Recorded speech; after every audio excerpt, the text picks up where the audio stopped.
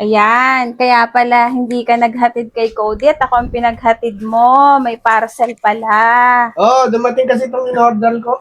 In-order ko. Ito yung Tesan socket extension. Review natin. Let's do this! Throw your hands up if you with it. Drop it.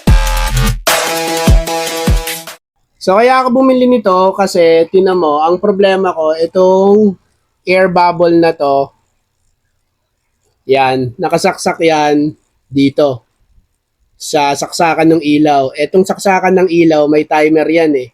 So, every 6 o'clock, tsaka lang siya nagbubuka 6 p.m. Ngayon, nakabukas kasi in-on ko manually. Kasi wala na ako masaksakan dito. Since malaki to, natabunan niya yung saksakan nito. So, dapat itong air pump na to, dapat yan, umaandar 24 hours eh. Kaso ngayon, every 6 p.m. nga lang. So, ang gagawin natin, dito sa filter, lalagyan natin ng extension socket para masaksak natin to. And gumana to ng 24 hours a day, parang yung filter. Diba? So, ito yung binili natin. Ito yung Tesan Model TS161JP-PD. So, actually, kabubukas ko lang nito. Hindi ko alam kung ano itsura nitong socket extension na to. So, buksan natin. So, ayan. Ayan ang itsura ng socket extension. Ganda na itsura niya, oh. Compact na compact, mga papi, di ba? At saka hindi siya mukhang magulo. Di ba?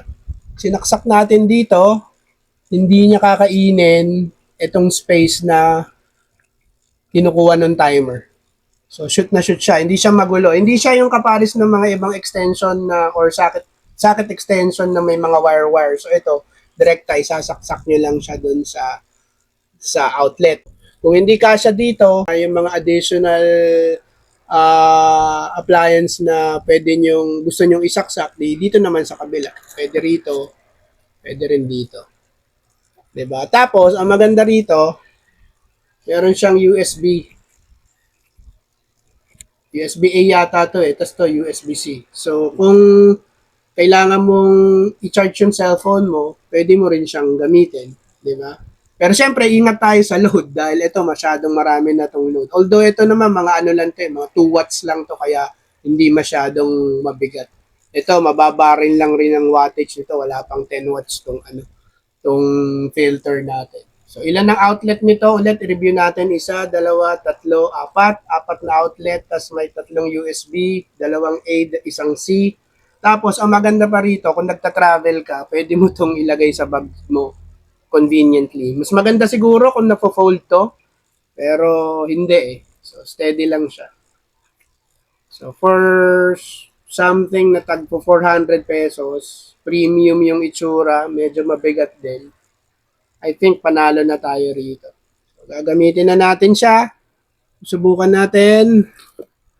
Tanggalin natin tong filter natin. Patay muna natin. Ito yung filter, kita nyo, maano yung tubig. Patay muna natin para wag bumulwak.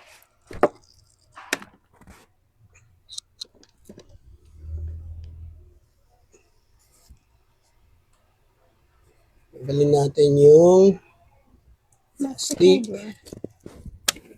Ay, matay.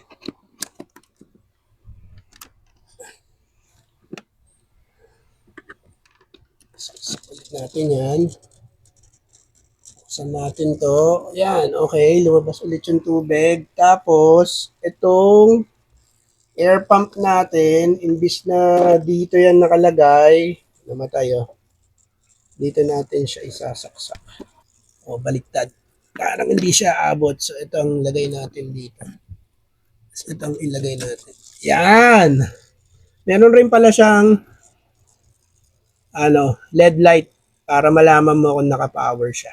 So, final verdict mga papi para sa akin, sulit itong Tesan for AC at saka 3 USB socket extension adapter. Hindi man ito yung klase ng gadget na exciting i-unbox mga papi, pero isa ito sa mga produkto na araw-araw mong pwedeng pakinabangan, di ba? Minsan, hindi natin kailangan ng bagong gadget para gumanda ang buhay natin. Minsan, ang kailangan lang natin ay mas maayos at mas convenient na paraan para gamitin ang mga gadget na meron tayo. So, ayun lang. Thanks for watching mga papi. Till the next Budol. Peace!